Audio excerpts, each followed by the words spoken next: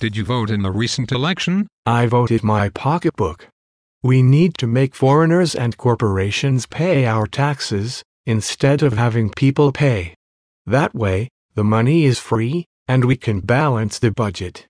There are studies that prove this. Dude, how is it that you know so much about taxation? My book group was assigned the famous book Taxing Ourselves by the famous University of Michigan professor Joel Slemrod. I thought that Taxing Ourselves was also written by the famous Williams College professor John Bakke. No. It was written only by Joel Slemrod. The same Joel Slemrod who was president of the National Tax Association and editor of the National Tax Journal? Yes. The guy on the postage stamp of Burkina Faso? The same Joel Slemrod who was chair of the economics department at the University of Michigan? Yes. The guy who added a diagonal stripe and some different shades of yellow to the cover of the National Tax Journal. The same Joel Slemrod who has written 15 books and more than 150 articles on taxation? Yes. Is anybody listening to me? The same Joel Slemrod who has measured the extent of tax evasion in the United States? Yes. The same Joel Slemrod who has the most accurate estimates of the cost of income tax compliance and the effects of tax rebates? Yes. The same Joel Slemrod who has a deep and broad appreciation of macroeconomics? No. There must be somebody else named Joel Slemrod. Oh. What did you learn from reading that Taxing Ourselves book? I loved that book. But nobody cares about me. Except maybe Joel Slemrod. I didn't learn anything. I didn't read it. It was too complicated and really boring. Plus, there are so many good shows on television. And cat videos. I love cat videos. What did the group say about the book? Very little.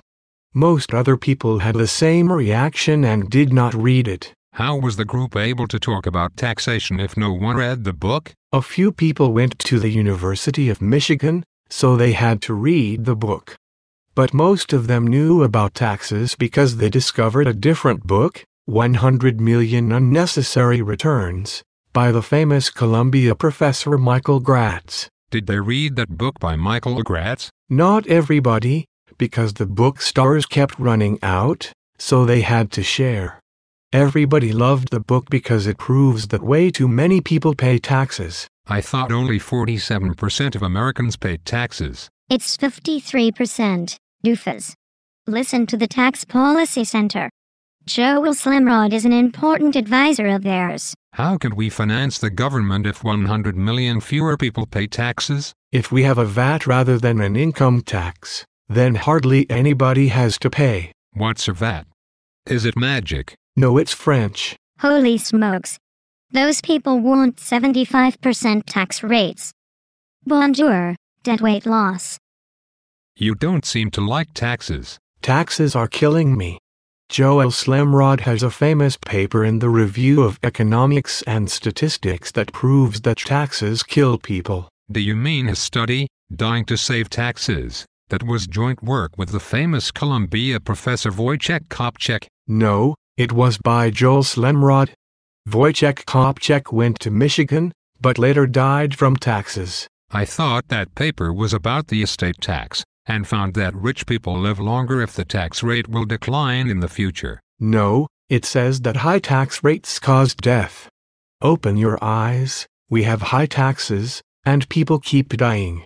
It is only by evading taxes that I have managed to stay alive this long. Joel Slemrod has done extremely important work on tax evasion. He has figured out how many people do not pay their taxes, and why they don't. How does he get accurate information on tax evasion? Does he have special powers like a superhero? No. It's even more awesome than that. He uses survey evidence. Nobody surveyed me. If they did, I would tell them that I paid my taxes, but Wojciech Kopczak did not. Wojciech won't mind, because he's already dead from taxes. Nobody ever surveys me. I would love to make up some answers for a survey. Is there anything else you don't like about taxes? I hate all the paperwork, time filling in forms, keeping records, doing calculations, and figuring out how to cheat. It is very wasteful. Did you know that Joel Slemrod has the most accurate estimates of compliance costs, and that they add up to about 10% of the taxes collected? That's terribly impressive. How does he do this calculation? He multiplies the number of hours people spent doing their taxes by the value of each person's time. That's amazing. How does he know how much my time is worth? Joel Slemrod simply assigns a dollar figure to each person's time and assumes that it's the same for everyone. But that isn't right. I become way more productive upon getting an opposable thumb. Surely Joel Slemrod knows that. Dude. Really? What does he do? That's what he does. Dude. You're funny. Are you familiar with nuclear war? Nuclear war? Did I say something to upset you? Joel Slemrod is one of the experts on the effects of nuclear war. Gross. He examines people who have been exposed to nuclear radiation? No, he studies the effect of nuclear war on consumer behavior. Consumer behavior?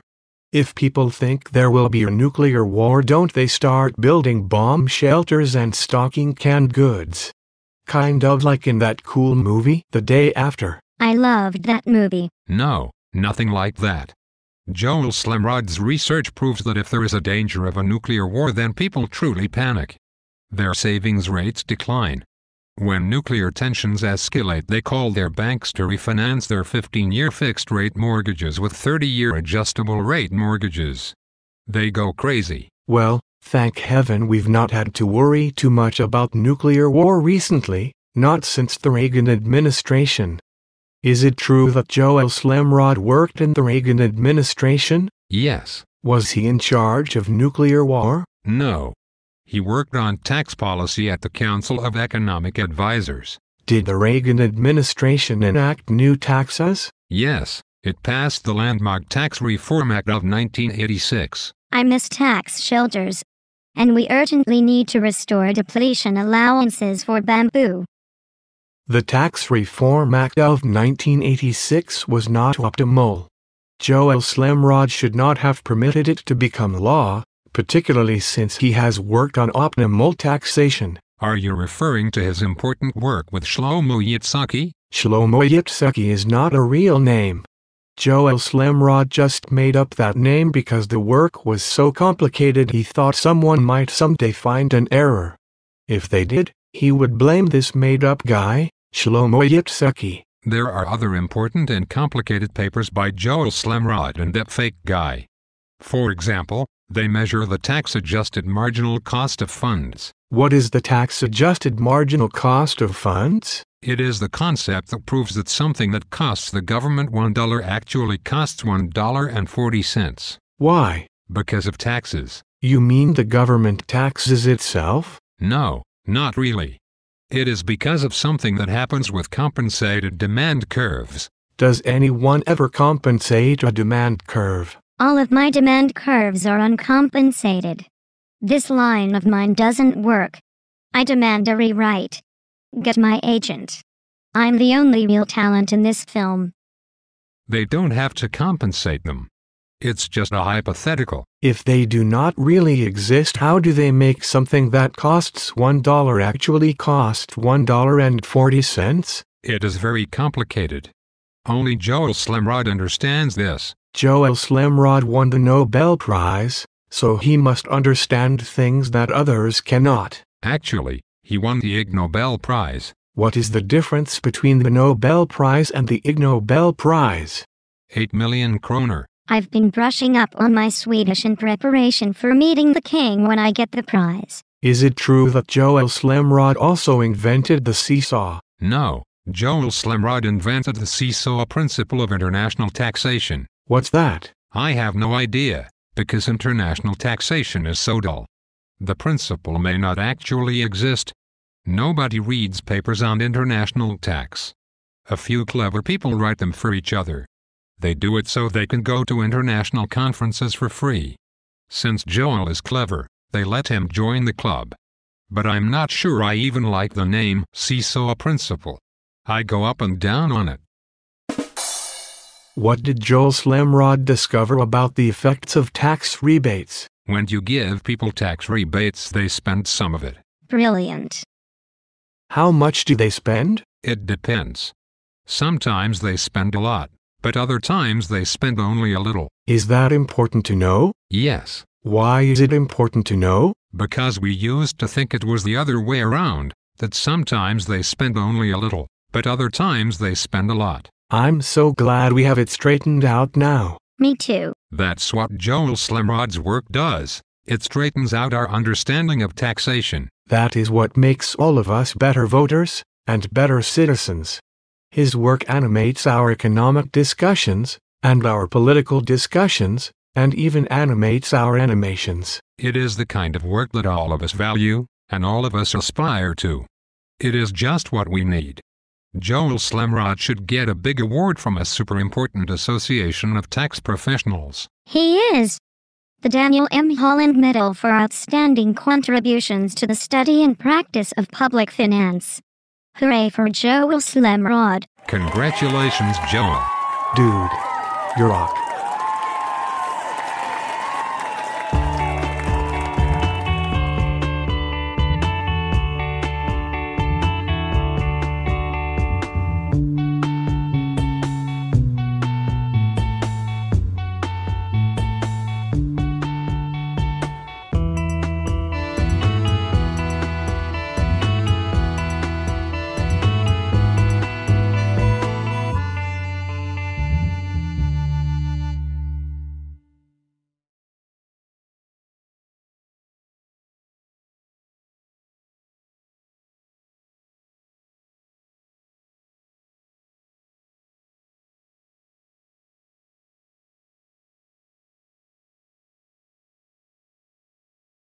Y'all come back now, you hear?